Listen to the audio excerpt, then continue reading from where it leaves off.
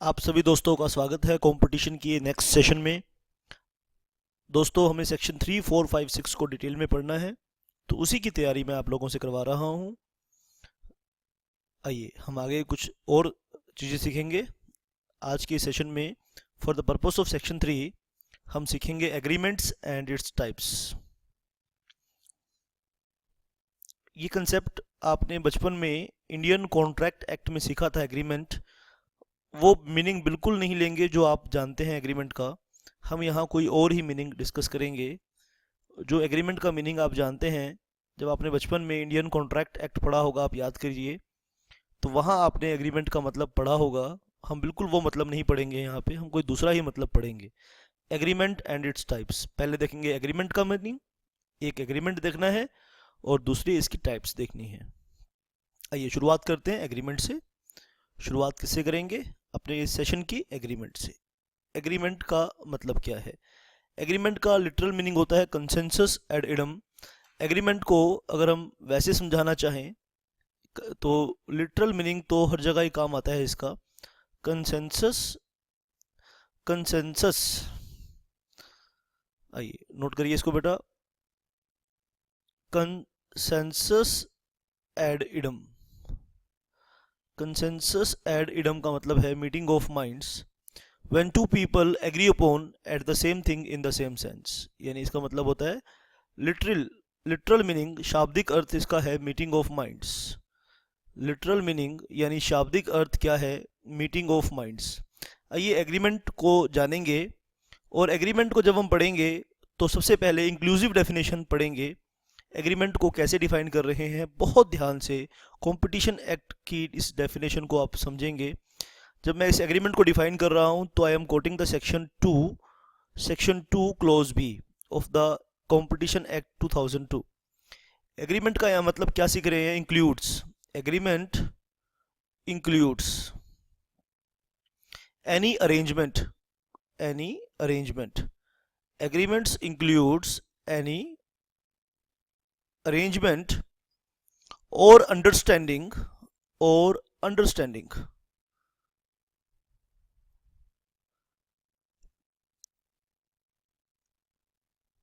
ठीक है, या फिर और action in concert. Action in concert यानी दो लोग मिलकर कोई एक्शन ले रहे हैं। एक्शन इन कंसर्ट की बात करेंगे। आपने म्यूजिकल कंसर्ट देखे होंगे, म्यूजिकल कंसर्ट, ठीक है। म्यूजिकल कंसर्ट में क्या होता है कि मिलकर कोई काम परफॉर्मेंस करते हैं। कोई आदमी गिटार बजा रहा है, कोई ड्रम बजा रहा है, कोई गाना गा रहा है, कोई नाच रहा है, तो मिलकर वो ग्रुप परफॉर्मेंस होती है। तो एक्शन इन कंसर्ट का मतलब ग्रुप परफॉर्मेंस, ठीक है। कोई अंडरस्टैंडिंग, आपके और मेरे बीच में कोई अंडरस्टैंडिंग है, कोई एग्रीमेंट है, ठीक है। तो एग्रीमेंट इंक्लूड्स एनी अरेंजमेंट और अंडरस्टैंडिंग और एक्शन इन कंसर्ट, ठीक है बेटा।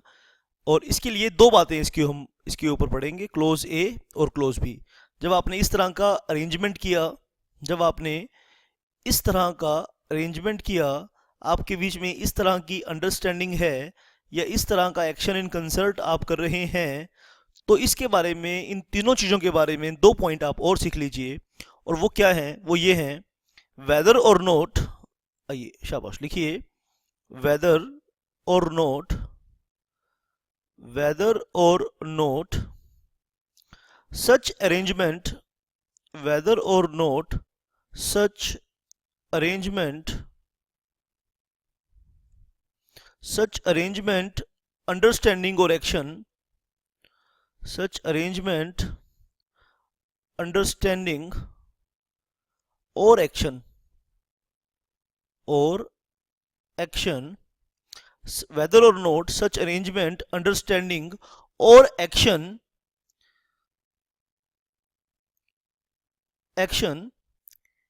is formal, यानी वो फॉर्मल है। फॉर्मल मतलब you can say in writing, वो इन रिटन है या नहीं, इस बात से फर्क नहीं पड़ता। यानी कोई भी एग्रीमेंट होने के लिए, कोई भी एक्शन इन कंसर्ट होने के लिए ये ज़रूरी बिल्कुल नहीं है। जिस एग्रीमेंट की हम सेक्शन 3 में बात करेंगे वो एग्रीमेंट रिटर्न में हो ऐसा बिल्कुल जरूरी नहीं है।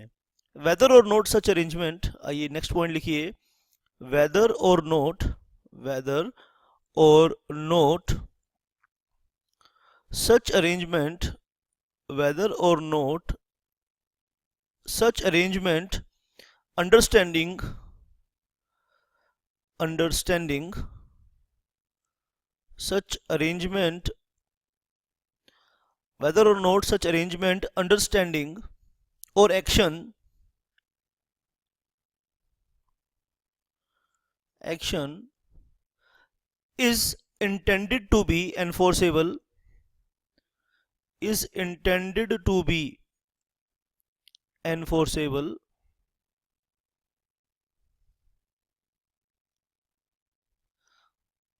enforceable by legal proceeding, by legal proceeding।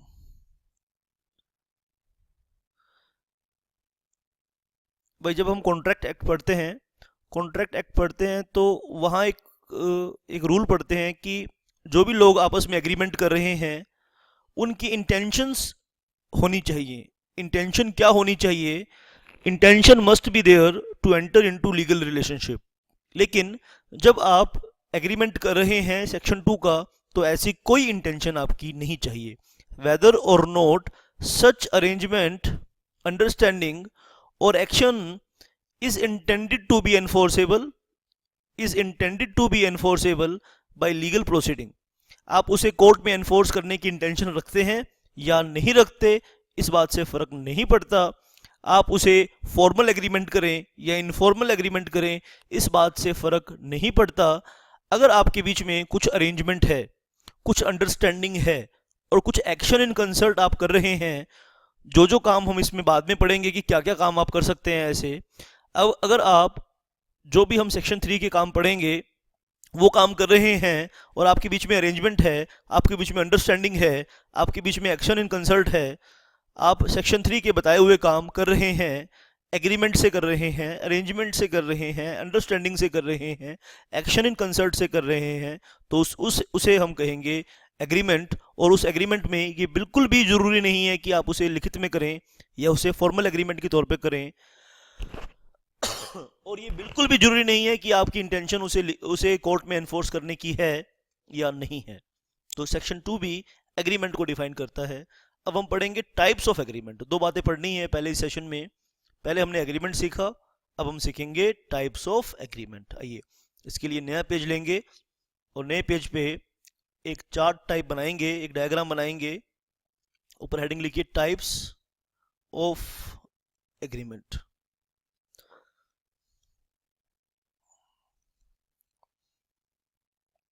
और उसके बाद सेक्शन 3 हम पढ़ेंगे, और उसके बाद सेक्शन 3 हम पढ़ना स्टार्ट कर देंगे।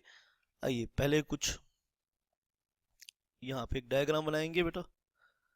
एक लाइन पहले इस तरह की लगाइए और एक यहाँ बीच में लगाइए, ठीक है। और यहाँ पे लिखिए, सबसे ऊपर लिखिए पर्टिकुलर्स, ठीक है, पर्टिकुलर्स लिखिए। और यहाँ इस एग्रीमेंट को टाइप को हम दो पार्ट पे डिवाइड कर रहे हैं, क्लासिफाई कर रहे हैं। एक को हम बोलेंगे हॉरिजॉन्टल, एक को हम क्या बोलेंगे, हॉरिजॉन्टल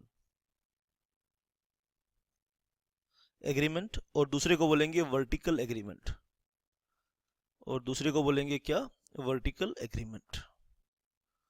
हॉरिजॉन्टल और वर्टिकल एग्रीमेंट। और यहाँ पे पहले लिखेंगे मीनिंग। आइए तो सबसे पहला पॉइंट, ए पॉइंट लिखिए meaning.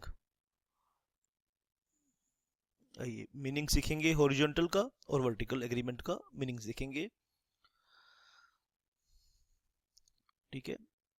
Horizontal agreement, horizontal note करेंगे बेटा, agreements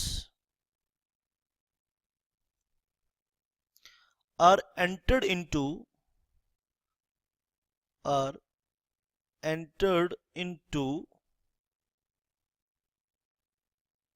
among competitors, among competitors, ये हॉरिजॉन्टल एग्रीमेंट कौन करते हैं आपस में? कॉम्पिटिटर्स करेंगे, कॉम्पिटिटर्स। ऑपरेटिंग एट, पहले लिख लीजिए फिर मैं आपको समझाऊंगा। Operating eight, operating at the same level, at the same level in the economic process, in the economic process, that is, इसका मतलब enterprises, enterprises का मतलब आपने देखा बेटा लास्ट सेशन में, enterprises engaged in the same activity, in the same activity, तो उसे बोलेंगे हॉरिजॉन्टल एग्रीमेंट। ये वर्टिकल एग्रीमेंट देखेंगे। वर्टिकल एग्रीमेंट का पहले मीनिंग लिखिए। Vertical agreements are entered into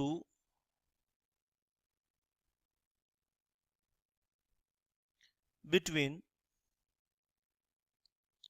non-competing undertaking, non-competing, non-competing, competing, non-competing undertakings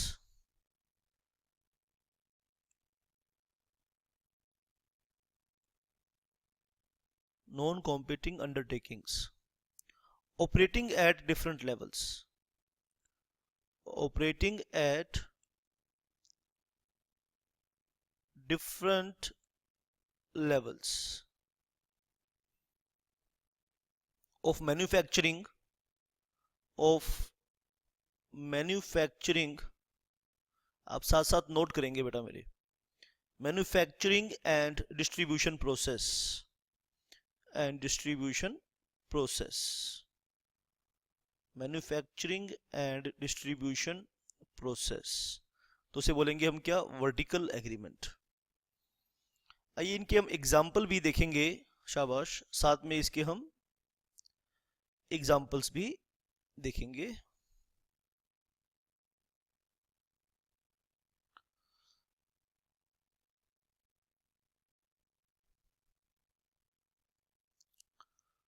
पहले आपने देखा है इसका मीनिंग, अभी बी पॉइंट में हम पढ़ेंगे इसका एग्जाम्पल।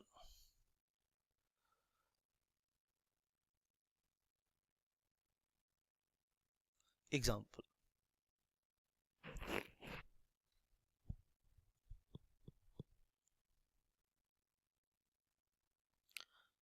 एग्जाम्पल से बात समझ में आ जाएगी आपके, नहीं तो बेटा मैं समझाऊंगा फिर से। अरेंजमेंट्स, अरेंजमेंट्स यानी एग्रीमेंट्स, अरेंजमेंट बोल लो या एग्रीमेंट बोल लो एक ही बात होती है, बिटवीन प्रोड्यूसर्स, बिटवीन प्रोड्यूसर्स और बिटवीन होलसेलर्स, और बिटवीन होलसेलर्स, होलसेलर्स और बिटवीन रिटेलर्स, और बिटवीन रिटेलर्स, ठीक है। Dealing in similar kind of products, dealing in similar kind of products, similar kind of products, ठीक है। आइए यहां हम पढ़ेंगे agreements between,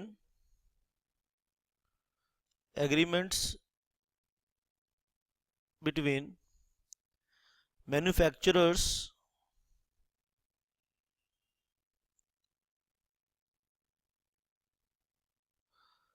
manufacturers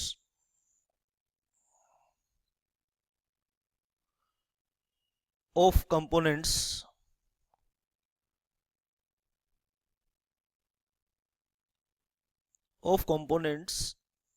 and products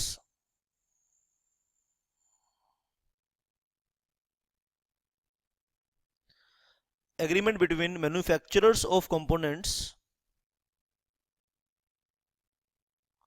and manufacturers of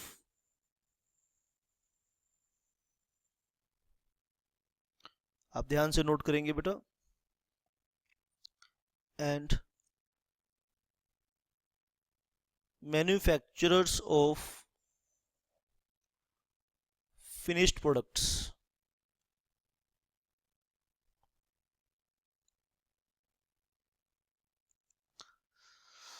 आइए मैं समझाने की कोशिश करता हूं। देखो बेटा हॉरिजॉन्टल एग्रीमेंट क्या है। आइए हॉरिजॉन्टल और वर्टिकल एग्रीमेंट में फर्क करते हैं। देखिए बेटा शाबाश, एक मार्केट है, उस मार्केट में दो दुकानें हैं, शॉप ए शॉप बी, दोनों हैं रिटेलर। दोनों क्या हैं? रिटेलर। और दोनों ही क्या बेचते हैं? एसी बेचते हैं। दोनों ही एसी बेचते हैं डिफरेंट कंपनीज के। इन दोनों में ये एग्रीमेंट हो जाता है कि कोई भी दुकानदार हम दोनों के अलावा इस मार्केट में आएगा, मान लो सी ने दुकान खोली, तो कहते हैं कि हम अपना प्रॉफिट मार्जिन बिल्कुल घटा देंगे, हम प्रोडक्ट को सस्ता बेचना शुरू कर देंगे। हम प्रोडक्ट को इतना सस्ता तब तक बेचेंगे दोनों मिलकर जब तक सी इस मार्केट से भाग नहीं जाता। तो दिस इज हॉरिजॉन्टल एग्रीमेंट, क्योंकि दो रिटेलर के बीच में ये एग्रीमेंट हुआ, इसे क्या बोलेंगे? Horizontal agreement. वर्टिकल एग्रीमेंट क्या है कि एक है ए, एक है बी और एक है सी। ठीक है, ए कंप्रेसर बनाता है, बी को सप्लाई करता है, बी उस कंप्रेसर से एसी बनाता है और सी उनकी मार्केटिंग करता है, सी उन्हें मार्केट करता है। ठीक है, तो देखो डिफरेंट लेवल्स हैं। ए ने कंप्रेसर बनाया, ठीक है, ए और बी के बीच में एग्रीमेंट हुआ कि ए जितने भी कंप्रेसर बनाएगा वो किसी और को नहीं देगा, वो सिर्फ बी को देगा। ए जितने भी कंप्रेसर बनाएगा उन कंप्रेसर को बना के ए बी को देगा और किसी को नहीं देगा। तो ए और बी के बीच में ये एग्रीमेंट हुआ, ये वर्टिकल एग्रीमेंट है, क्योंकि ये डिफरेंट लेवल पे काम कर रहे हैं। हॉरिजॉन्टल एग्रीमेंट जहां होता है वो सेम लेवल पर काम कर रहे होते हैं। हॉरिजॉन्टल एग्रीमेंट जिनके बीच में होता है वो सेम लेवल पर ऑपरेट कर रहे होते हैं, और वर्टिकल एग्रीमेंट जिनके बीच में होता है वो डिफरेंट लेवल पर ऑपरेट कर रहे होते हैं। आइए ध्यान से मेरी बात को नोट करेंगे आप। देखिए horizontal agreements are entered into among competitors. ठीक है, देखो इस मार्केट में ए और बी आपस में कॉम्पिटिटर्स हैं, तो इनके बीच में जो एग्रीमेंट हुआ उसे हम क्या कहेंगे? Horizontal agreement. Operating at the same level in the economic process, that is enterprises engaged in the same activity is called, शाबाश, उसको क्या बोलेंगे हम? Horizontal agreement. और वर्टिकल एग्रीमेंट क्या होगा? Vertical agreements are entered into between non competing undertakings operating at different levels of manufacturing and distribution process। अब इस एग्जांपल में देखिए, या ए और बी के बीच में एंटर हुआ, ए कंप्रेसर बना रहा है, ए तो कंप्रेसर बना रहा है, बी एसी बना रहा है। ठीक है, हालांकि उस एसी में कंप्रेसर एक पुर्जा है, एक पार्ट है कंप्रेसर जो एसी का एक इंपॉर्टेंट पार्ट होता है। तो ए कंप्रेसर बना के बी को देता है, बी उससे एसी बनाता है और सी उस एसी को मार्केट में बेचता है। ठीक है, तो ये देखो तीनों डिफरेंट लेवल पे ऑपरेट कर रहे हैं, इन तीनों के बीच में आपस में एग्रीमेंट होता है, तो उसे कहेंगे वर्टिकल एग्रीमेंट। ठीक है बेटा, शाबाश। आइए हम इसको फर्दर थोड़ा सा और एनालिसिस करेंगे।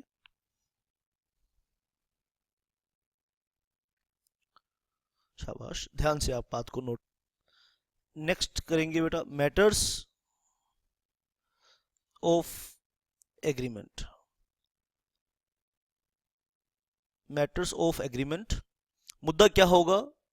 किस चीज पर एग्रीमेंट होगा? सच एग्रीमेंट, जब हम हॉरिजॉन्टल की बात कर रहे हैं ध्यान से नोट करना, सच agreements relate to such agreement relate to number A prices, relate to prices, number B quantities, number C किस मुद्दे पे एग्रीमेंट होगा, बिड्स और नंबर डी मार्केट शेयर। यानी जब हॉरिजॉन्टल एग्रीमेंट होगा तो इन मुद्दों पर बात होगी उस एग्रीमेंट के ऊपर, प्राइसेस के ऊपर, क्वांटिटीज के ऊपर, बिड्स के ऊपर या मार्केट शेयर के ऊपर बात होगी। Such agreement relate to prices, quantities, bids और चौथा है मार्केट शेयर। लेकिन जब आप वर्टिकल एग्रीमेंट करेंगे, सच एग्रीमेंट में भी such agreement may be tie in arrangement, in words को भी डिटेल में डिस्कस करेंगे। टाई इन अरेंजमेंट इसी सेशन में, आने वाले सेशन में हम डिटेल में डिस्कस करेंगे। Tie in exclusive supply and exclusive distribution, exclusive supply, exclusive distribution,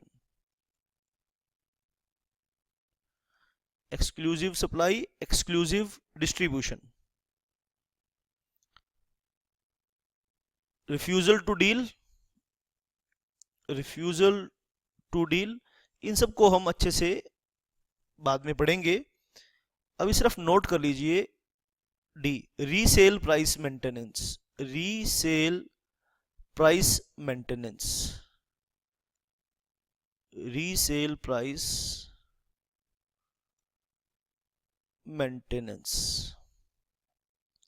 इन मुद्दों पर बात होगी।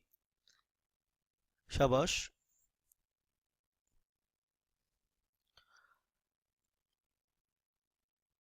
एक पॉइंट और हम इसमें डिस्कस करेंगे, इफेक्ट ऑन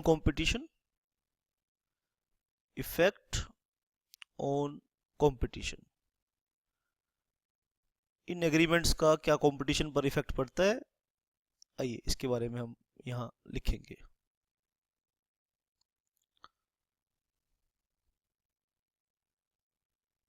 ठीक है, शाबाश।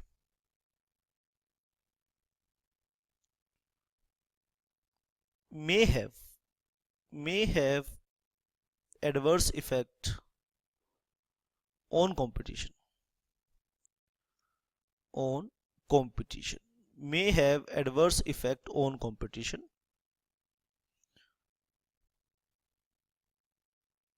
ठीक है बेटा,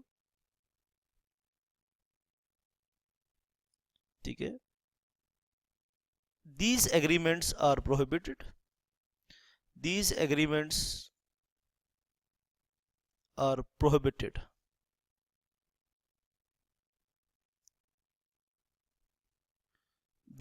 surely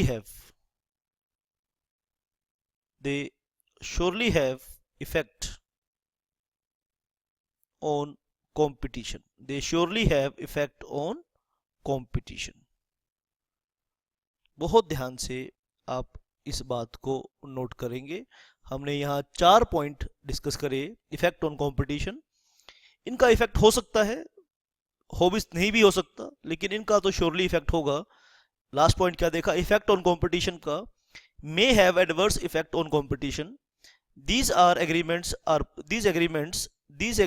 are prohibited, they surely, ये वर्ड क्या है बेटा, they surely have effect on competition, इनका इफेक्ट कंपटीशन पर इफेक्ट पड़ता ही पड़ता है।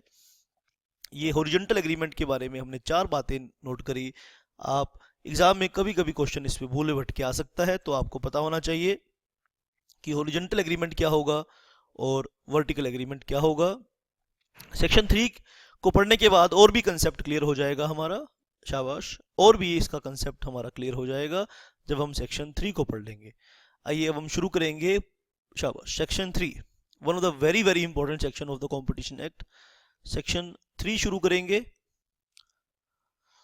शाबाश। सेक्शन 3 क्या है?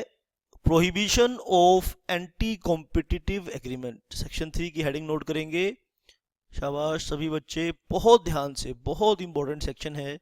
बच्चे बहुत परेशान रहते हैं इस सेक्शन में। Prohibition of anti competitive, prohibition of anti competitive, ठीक है, कॉम्पिटिटिव एग्रीमेंट।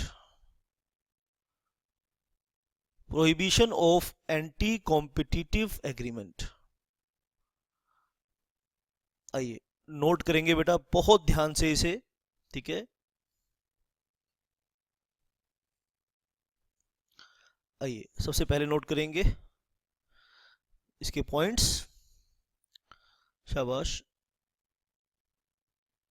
मैं इसको आपको एक डायग्राम के रूप में मैं आपको समझाने जा रहा हूं, ठीक है।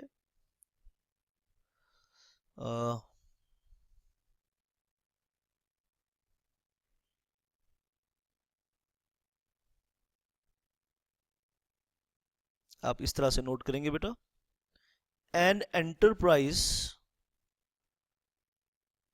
एन एंटरप्राइज, एंटरप्राइज का मतलब लास्ट सेशन में मैंने बताया। एन एंटरप्राइज या फिर association of enterprises, association of enterprises, ठीक है जी। या फिर और है, इन सब के साथ में क्या है? और या फिर पर्सन, कोई भी पर्सन, और एसोसिएशन ऑफ पर्संस। एसोसिएशन का मतलब जानते हैं ना आप? यस, मैं प्रिज्यूम करता हूं आप जानते होंगे जरूर। एसोसिएशन ऑफ पर्संस, ठीक है। इन सब को एक बॉक्स में बंद करते हैं। इन सब को क्या नहीं करना, सुन लीजिए ध्यान से, फिर एग्जांपल देके भी बात समझाएंगे। इनको एक काम नहीं करना। इनको क्या नहीं करना? देखिए, शेल नोट, शेल वर्ड है, ध्यान रखिए बेटा। लॉ में जहां शेल वर्ड आता है वो एग्जाम क्वेश्चन होता है। Shall not enter into, shall not enter into any agreement, shall not enter into any agreement in respect of, in respect of, इन्हें कुछ एग्रीमेंट्स नहीं करने, किसी संबंध में कुछ एग्रीमेंट्स नहीं करने। क्या नहीं करने? आइए फर्दर हम नोट करेंगे। इसने क्या नहीं करना? दो तरह के एग्रीमेंट नहीं करने, ठीक है। क्या नहीं करने? दो तरह के एग्रीमेंट इसने नहीं करने। A, production, production, supply, distribution, production, supply, distribution, storage और एक्विजिशन, एक्विजिशन और कंट्रोल ऑफ गुड्स और कंट्रोल ऑफ गुड्स, ठीक है। और क्या नहीं करना? आइए समझिए बात को ध्यान से। और बी, ठीक है, गुड्स और प्रोविजन ऑफ सर्विस, यानी गुड्स से रिलेटेड या फिर प्रोविजन ऑफ सर्विस से रिलेटेड इसे एग्रीमेंट नहीं करने, इसे इस तरह के एग्रीमेंट नहीं करने। प्रोडक्शन से लेके, प्रोडक्शन को लेके, सप्लाई को लेके, डिस्ट्रीब्यूशन को लेके, प्रोडक्शन नहीं करने देंगे, सप्लाई नहीं करने देंगे, डिस्ट्रीब्यूशन नहीं करने देंगे, स्टोरेज नहीं करने देंगे, एक्विजिशन नहीं करने देंगे, कंट्रोल नहीं करने देंगे। किसका? गुड्स का। या सर्विस का। तो फिर बिजनेस क्या करेंगे हम? आप ये काम तो हमें करने नहीं देंगे। नहीं, पहले पूरी बात सुन लीजिए, इसका लास्ट स्टेप सुन लीजिए क्या है, वो सबसे ज़्यादा इंपॉर्टेंट है। लास्ट स्टेप सबसे ज़्यादा इंपॉर्टेंट है इसका। आप कोई काम नहीं करने देंगे विच, आइए, विच causes, which causes or is likely to cause, which causes or likely to cause an appreciable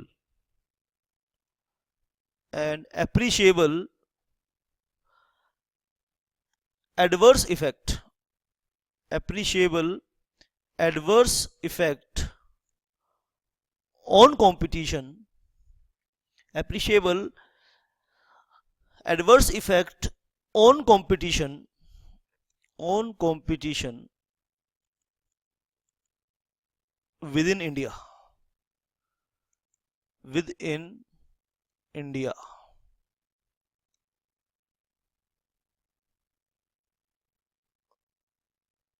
तो सेक्शन 3 आपने देखा बेटा, अभी ये सेक्शन 3 का सब सेक्शन फर्स्ट था। ये जो देखा आपने, ये जो इस डायग्राम में बनाया, सेक्शन 3 सब सेक्शन फर्स्ट था। ये क्या बनाया आपने एग्रीमेंट? कहता है कि कोई एंटरप्राइज या एसोसिएशन ऑफ एंटरप्राइज, या तो एंटरप्राइज की बात कर ले, या एसोसिएशन ऑफ एंटरप्राइज की बात कर ले, या पर्सन की बात कर लो, या एसोसिएशन ऑफ पर्सन की बात कर लो। इन लोगों को, इनमें से कोई भी हो, एंटरप्राइज हो या ग्रुप हो या पर्सन हो या एसोसिएशन ऑफ पर्सन हो, इन लोगों को क्या नहीं करना? Shall not enter into an agreement in respect of, shall not enter into an agreement, ये लोग क्या नहीं करेंगे? इस तरह का एग्रीमेंट नहीं करेंगे। किस तरह का एग्रीमेंट नहीं करेंगे?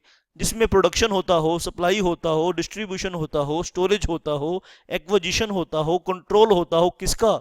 या तो गुड्स का, या तो गुड्स का या सर्विसेज का, या तो गुड्स का या सर्विसेज का।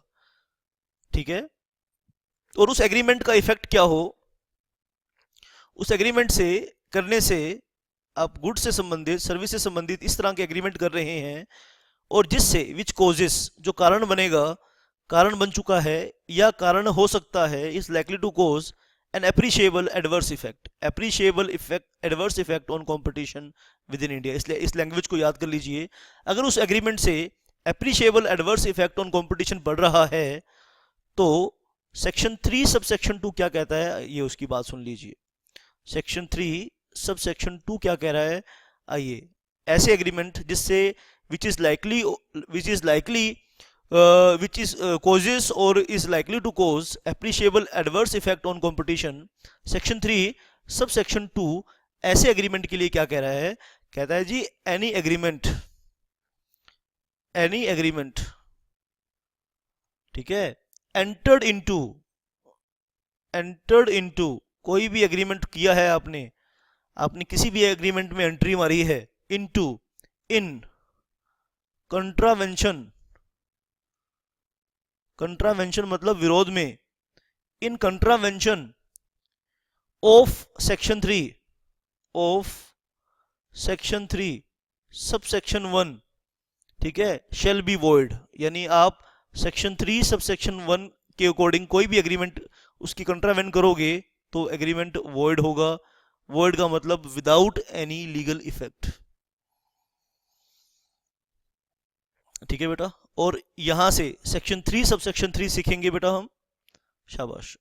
हॉरिजॉन्टल एग्रीमेंट को अब डिटेल में डिस्कस करेंगे। हॉरिजॉन्टल एग्रीमेंट में जो हॉरिजॉन्टल एग्रीमेंट आपने एग्जांपल देखे थे, एग्रीमेंट्स बिटवीन प्रोड्यूसर्स और बिटवीन होलसेलर्स और बिटवीन रिटेलर्स, ठीक है, ये जो एग्जांपल आपने देखे थे बेटा, ठीक है, such agreement relate to prices, quantities, bids, market share, ठीक है। तो सेक्शन 3 सब सेक्शन 3 डिफाइन करेगा हॉरिजॉन्टल एंटी कॉम्पिटिटिव एग्रीमेंट्स। हम दो तरह के एग्रीमेंट्स डिस्कस करेंगे, हॉरिजॉन्टल एंटी कॉम्पिटिटिव एग्रीमेंट्स और vertical anti competitive agreements. Horizontal agreements में और वर्टिकल एग्रीमेंट का मीनिंग हमने समझ लिया कि हॉरिजॉन्टल किसको कहते हैं और वर्टिकल किसको कहते हैं। अब सेक्शन 3 सब सेक्शन 3 में हॉरिजॉन्टल एंटी कॉम्पिटिटिव एग्रीमेंट्स सीखेंगे। बहुत ध्यान से आपने बात को आगे कैरी करना है, बहुत ध्यान से बेटा, बहुत टेक्निकल चैप्टर चल रहा है ये और एग्जाम में बहुत इंपॉर्टेंट चैप्टर है। सेक्शन 3 सब सेक्शन 3 हम सीखेंगे हॉरिजॉन्टल एंटी कॉम्पिटिटिव एग्रीमेंट्स। आइए नोट करिए बेटा, section 3 sub section 3 horizontal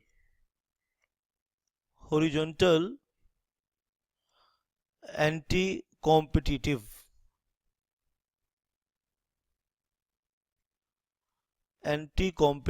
agreements, horizontal anti competitive agreements.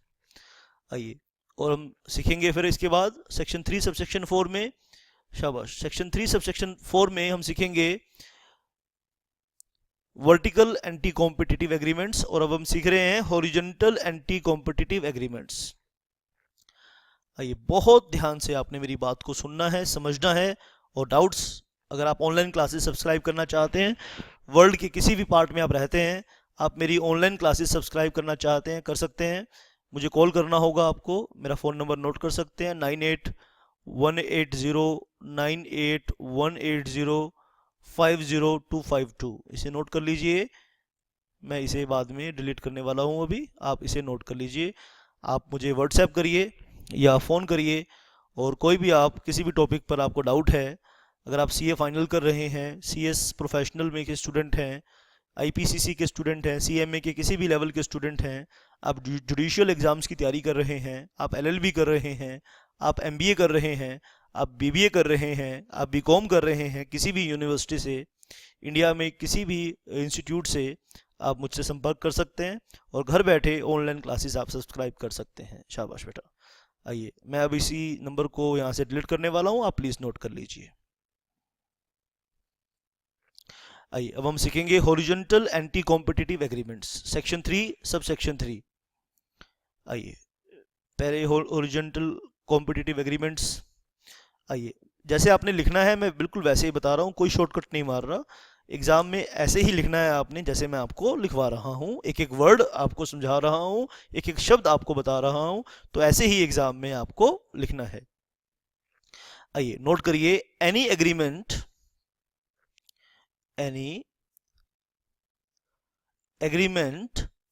entered into between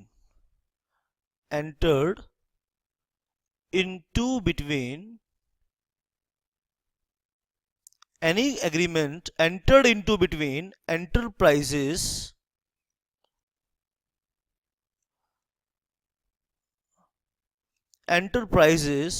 or association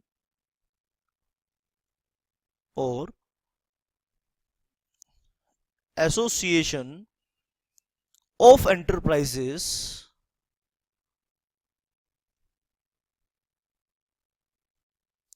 or person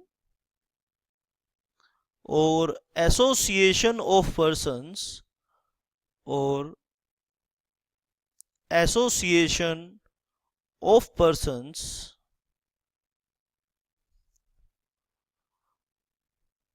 ठीक है, or between person and enterprise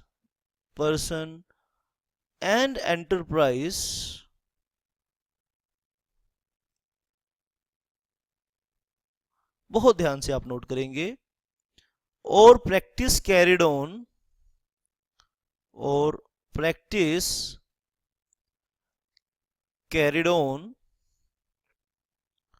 or decision taken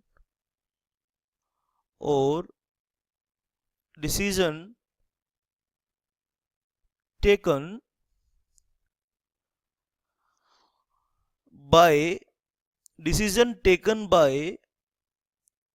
any association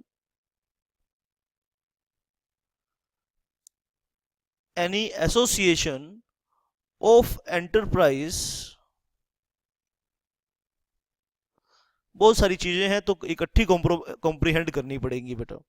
क्या लिखा, any agreement entered into between enterprises और association of enterprises और person और association of persons और between person and enterprise और practice carried on or decision taken by any association of enterprises, any association of enterprises, or or association of persons, or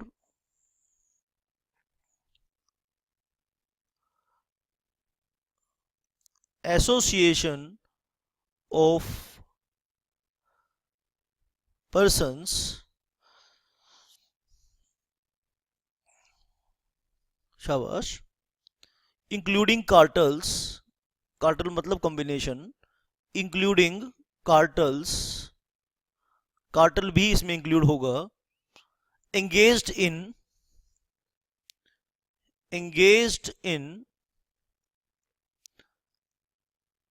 identical, देखो horizontal की बात कर रहे हैं तो हॉरिजॉन्टल में ये जरूरी है कि वो एक ही जैसे बिल्कुल समान तरह के एक जैसे बिल्कुल एक जैसी शक्ल वाले गुड्स या सर्विस वो प्रोवाइड करते हो। एंगेज्ड इन आइडेंटिकल और सिमिलर, और सिमिलर, आइडेंटिकल और similar trade off goods, similar trade off goods, trade off goods और सर्विस, ट्रेड ऑफ गुड्स और सर्विस which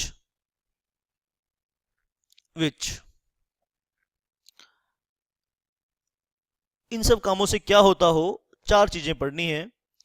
डायरेक्टली और इनडायरेक्टली डिटरमाइंस परचेज और सेल प्राइस, डायरेक्टली और इनडायरेक्टली, डायरेक्टली और indirectly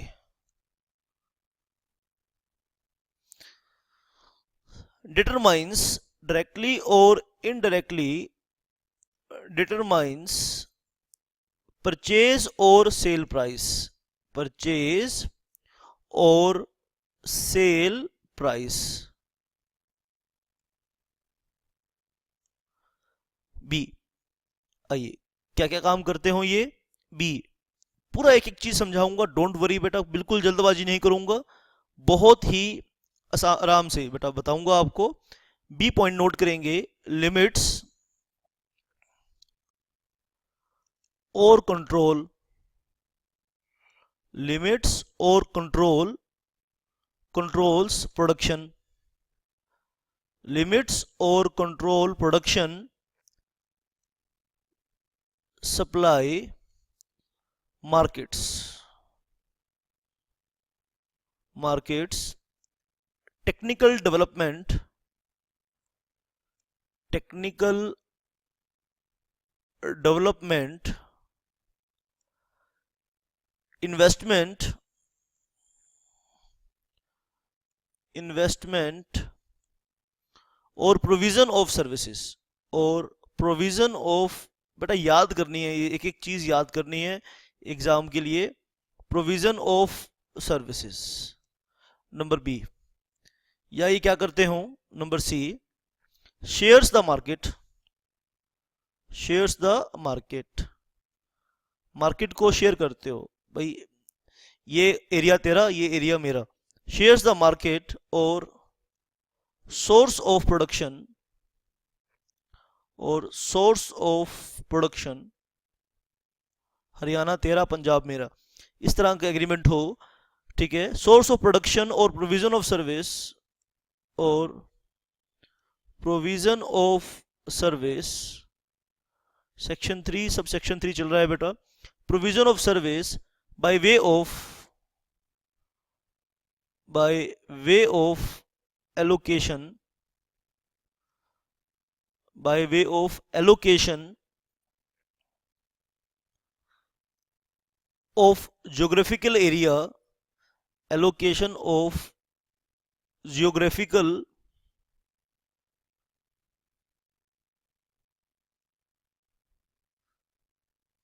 area of market,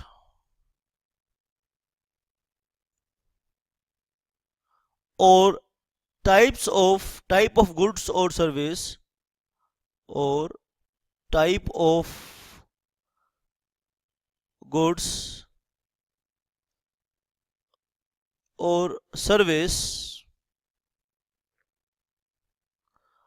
और number of customers in the market और number of customers in the market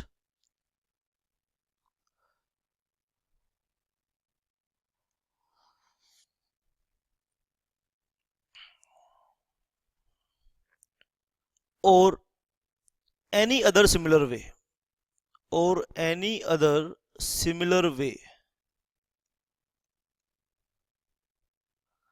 any other similar way D point directly or indirectly directly or indirectly results in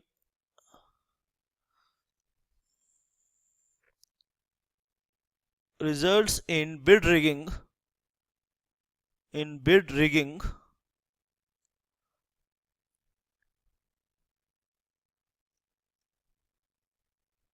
और क्लूसिव bidding. अभी detail में सीखेंगे bid rigging का मतलब, और क्लूसिव bidding बोल लीजिए, इसका मतलब अभी डिटेल में नीचे सीखेंगे। डायरेक्टली और indirectly results in bid rigging और क्लूसिव बिडिंग का मतलब मैं टेक्निकल मतलब इसका बताऊंगा, ठीक है। और इन चारों के साथ एक लाइन नोट कर लीजिए, शाबाश। ये चारों के चारों एक ऐसी हम धारणा ले लेंगे, shall be presumed, हम प्रिजम्पशन ले लेंगे।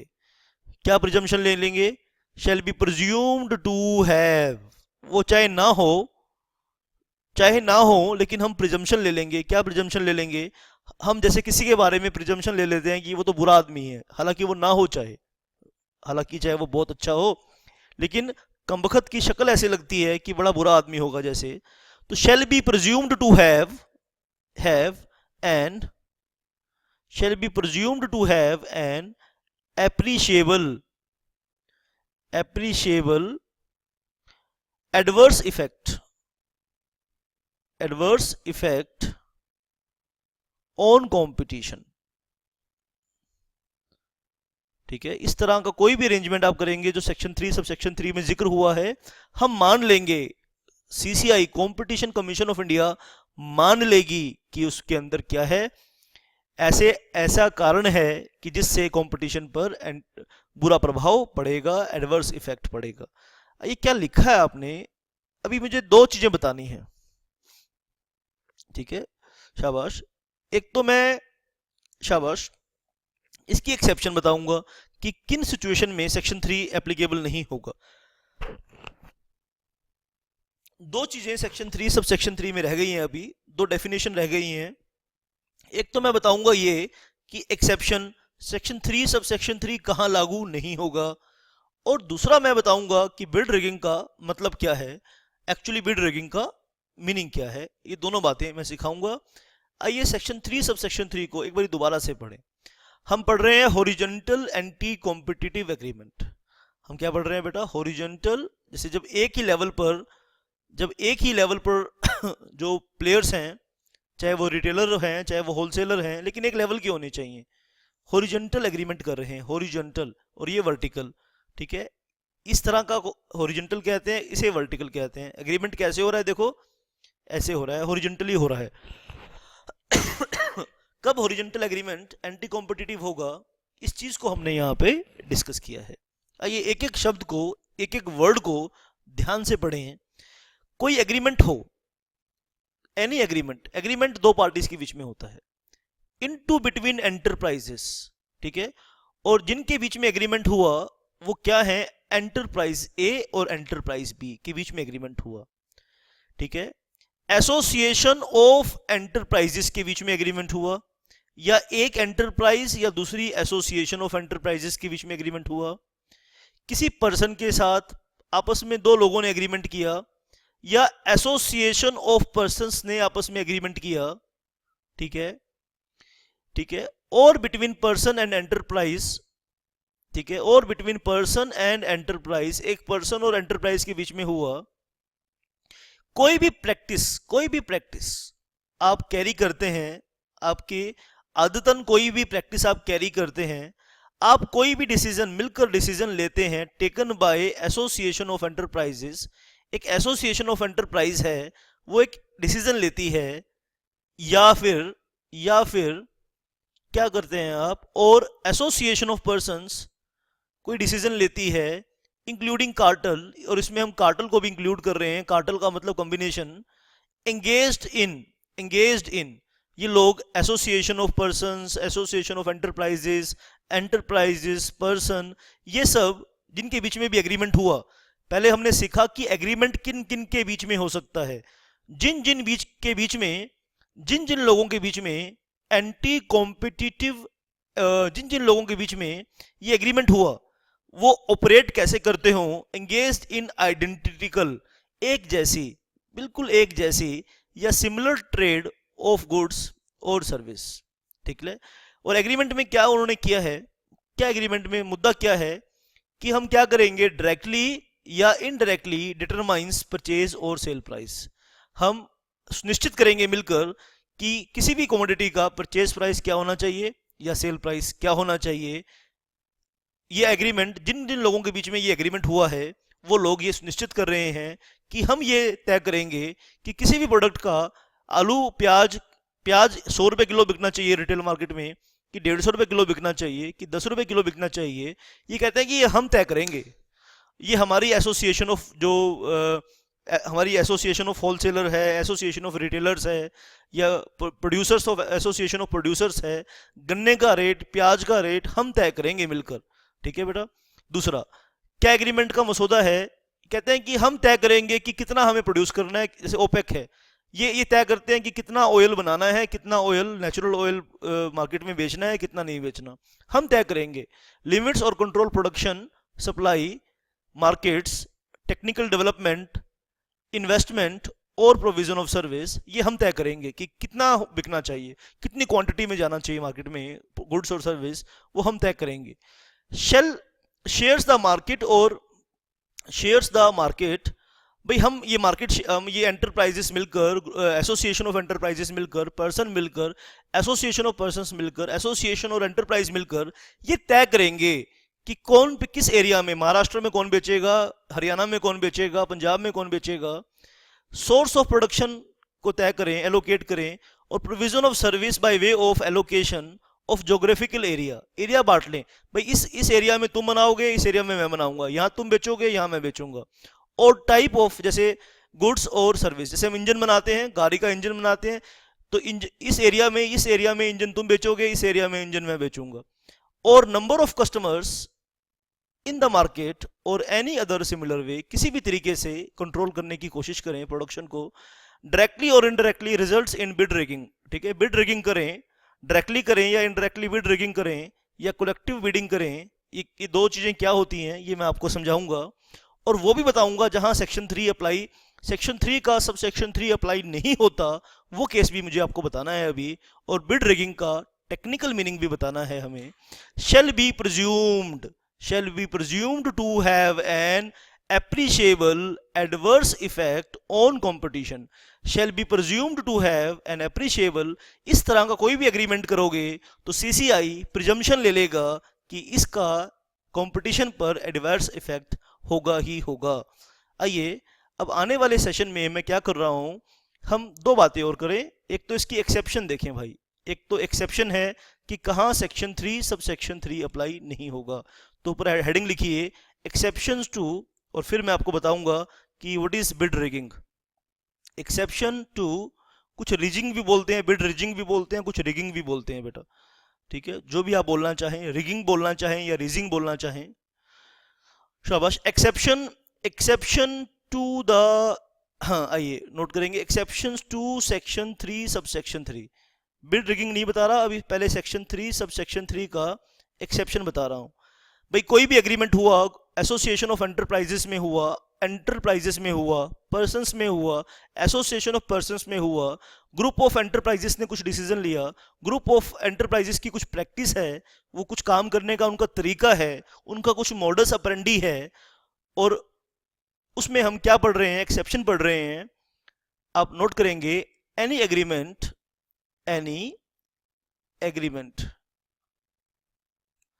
एनी एग्रीमेंट entered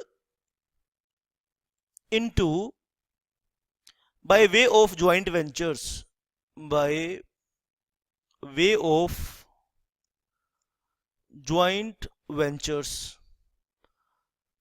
भाई ज्वाइंट वेंचर करके आपने कोई एग्रीमेंट किया, by way of joint ventures, ठीक है, आप ज्वाइंट वेंचर करके कोई एग्रीमेंट कर रहे हैं, ठीक है बेटा, और उस ज्वाइंट वेंचर जो आपने किया, एंड विच, भाई ये सब काम करने से, ऊपर आपने जो काम पढ़े, ऊपर वो जो काम आपने देखे, लिस्ट बनाई आपने, any agreement entered into by way of joint venture, ध्यान से नोट कर लीजिए, joint ventures, and which increase, ठीक है, एंड विच इंक्रीजेस, उस एग्रीमेंट ने इंक्रीज कर दिया the efficiency, which increases the efficiency, शाबाश, ध्यान से नोट करिएगा, क्या इंक्रीज कर दिया बेटा, एफिशिएंसी इंक्रीज कर दी। एफिशिएंसी किस चीज में एफिशिएंसी इंक्रीज कर दी, इन प्रोडक्शन। वो एग्रीमेंट करने से, वो ऐसा काम करने से जो ऊपर आपने लिस्ट बनाई, प्रोडक्शन की एफिशिएंसी बढ़ गई, सप्लाई की एफिशिएंसी बढ़ गई, प्रोडक्शन की एफिशिएंसी बढ़ा दी, सप्लाई की एफिशिएंसी बढ़ा दी, एग्रीमेंट करके, हॉरिजॉन्टल एग्रीमेंट करके आपने प्रोडक्शन की एफिशिएंसी बढ़ा दी, सप्लाई की एफिशिएंसी बढ़ा दी, डिस्ट्रीब्यूशन की एफिशिएंसी बढ़ा दी, डिस्ट्रीब्यूशन की एफिशिएंसी बढ़ा दी, स्टोरेज की एफिशिएंसी बढ़ा दी आपने, स्टोर करने की एफिशिएंसी बढ़ा दी, एक्विजिशन, ठीक है, प्राप्ति की आपने एफिशिएंसी बढ़ा दी, एक्विजिशन की, ठीक है, आपकी एफिशिएंसी बढ़ा दी, किसकी एफिशिएंसी बढ़ा दी, एक्विजिशन ऑफ, या शाबाश, और कंट्रोल ऑफ गुड्स, और कंट्रोल ऑफ गुड्स और सर्विसेज, यानी आपने इन सब चीजों की एफिशिएंसी बढ़ा दी एग्रीमेंट करने से, तो हम उसको एंटी कॉम्पिटिटिव नहीं मानेंगे, shall not be presumed, otherwise हम प्रिज्यूम कर लेंगे, shall not be presumed, shall not be presumed anti competitive, anti competitive, अगर ये एफिशिएंसी नहीं बढ़ा रहा, इन चीजों की, स्टोरेज की, प्रोडक्शन की, सप्लाई की, डिस्ट्रीब्यूशन की, एक्विजिशन की, कंट्रोल की एफिशिएंसी नहीं बढ़ा रहा, shall not be presumed anti competitive, उसे फिर हम नहीं मानेंगे, प्रिज्यूम नहीं करेंगे कि वो क्या है, एंटी कॉम्पिटिटिव है। अदरवाइज क्या प्रिजम्पशन ले लेंगे कि वो क्या है, एंटी कॉम्पिटिटिव है। आइए दोस्तों, आज के इस लास्ट में, आइए इस सेशन के बिल्कुल लास्ट में हम सीखेंगे बिड रिगिंग क्या है, कोलिजिव बिडिंग क्या होती है। बिड रिगिंग, कुछ लोग इसे रिजिंग बोलते हैं, बिड रिजिंग, कुछ रिगिंग बोलते हैं, whatever you want to call it. Bid rigging, मैं तो बिड रिगिंग बोलता हूँ इसे, ठीक है। Means any agreement, bid rigging का मतलब क्या है कि एक agreement means, bid rigging means any agreement, means any agreement between enterprises, between enterprises, any agreement between enterprises or persons, or persons engaged, engaged in identical, engaged in identical or similar, or similar production,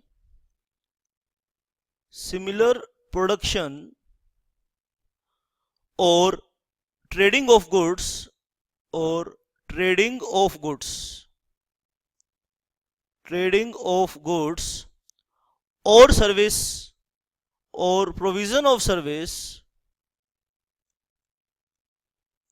provision of service which has effect,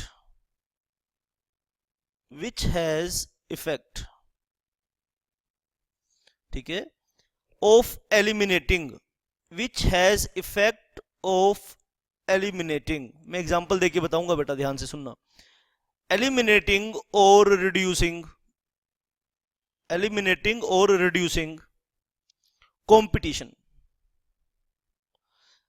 eliminating competition और reducing competition. ठीक है, या तो competition reduce करता है या eliminate करता है। For bids, for bids, bids मतलब ऑफर। जैसे कोई कॉन्ट्रैक्ट करना है, आपने ऑफर करते हैं, तो बिड का मतलब यहां ऑफर है। बिड का मतलब यहां क्या है? ऑफर। बिड्स और एडवर्सली इफेक्टिंग, और एडवर्सली अफेक्टिंग, एडवर्सली अफेक्टिंग और मैनिपुलेटिंग, और मैनिपुलेटिंग, मैनिपुलेटिंग। अब नोट करेंगे बेटा ध्यान से, मैनिपुलेटिंग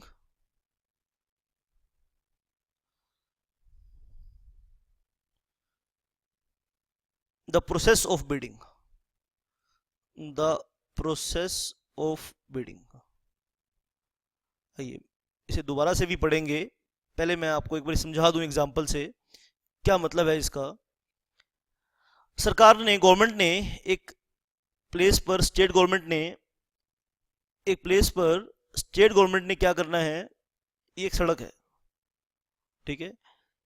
गवर्नमेंट को इस सड़क पर एक ब्रिज बनाना है, इस सड़क पर एक पुल बनाना है, और पुल के लिए क्या टेंडर निकाले, इस ब्रिज के लिए क्या निकाले, गवर्नमेंट ने टेंडर निकाले, ठीक है। अब जो जिन लोगों ने टेंडर फाइल किए अथॉरिटी के पास, जहां टेंडर फाइल करना है अथॉरिटी के पास, वहां पे 4 ठेकेदार हैं, ए, बी, सी और डी, ठीक है। चारों ने फैसला कर लिया है कि कोई भी हम में से ए को, पहले ए टेंडर भरेगा इसका, ए ने टेंडर भरा मान लीजिए 5 करोड़ का, 5 करोड़, ठीक है। उसकी एक्चुअल कीमत है 3 करोड़, लेकिन अगर 3 करोड़ का भी ठेका ए को दें तो भी ए को जो प्रॉफिट होगा इसमें 50 लाख का प्रॉफिट होगा। लेकिन ए ने क्या करा, जान के जो टेंडर कोट किया वो 5 करोड़ का किया, which is above 2 crore than this 3 crore, ठीक है बेटा। तो जो 2 करोड़ रुपए फालतू आए, ए को तो बेटा इसमें क्या मिल गया, ठेका मिल गया ए को 50 लाख रुपए मिल गए, एक पुल बनाएगा, काम करेगा, 50 लाख प्रॉफिट कमाएगा। इसकी कीमत एक्चुअली जो ठेके की कीमत है, टेंडर की कीमत है, इसकी कीमत जो है वो 3 करोड़ है। लेकिन इन दोनों ने, इन चारों ने आपस में एक कोलिजिव बिडिंग एग्रीमेंट कर लिया, बिड रिगिंग एग्रीमेंट कर लिया कि जब ए बिड लगाएगा तो ना बी कुछ बोलेगा, ना सी कुछ बोलेगा, ना डी कुछ बोलेगा। बी जो बोली लगाएगा, बी ने बोली लगाई 5.5 करोड़, सी ने बोली लगाई जानबूझ के 6 करोड़, डी ने लगाई 6.1 करोड़, ठीक है। जान के इन्होंने ऐसी बिडिंग लगाई कि ठेका जानबूझ के ए को दिलवा दिया। अब जो 5 करोड़ रुपए हैं, ये 2 करोड़ रुपए जो एक्स्ट्रा ए को मिले, इन 2 करोड़ को ये ए, बी, सी, डी आपस में मिल बैठकर खा पी लेंगे और इस पैसे को बांट लेंगे। ये गलत चीज है, एंटी कॉम्पिटिटिव है, इससे मार्केट में नुकसान होता है, इससे मार्केट में फायदा नहीं होता, ये एंटी कॉम्पिटिटिव है, इसे बिड रिगिंग कहते हैं, ऐसा एग्रीमेंट वॉइड है। शाबाश, आप बहुत ध्यान से इस सेशन को देखना, एक बारी नहीं 2 बारी देखना। कोई भी डाउट है, कोई भी समस्या है तो मुझसे जरूर पूछना। That's it, thank you very much.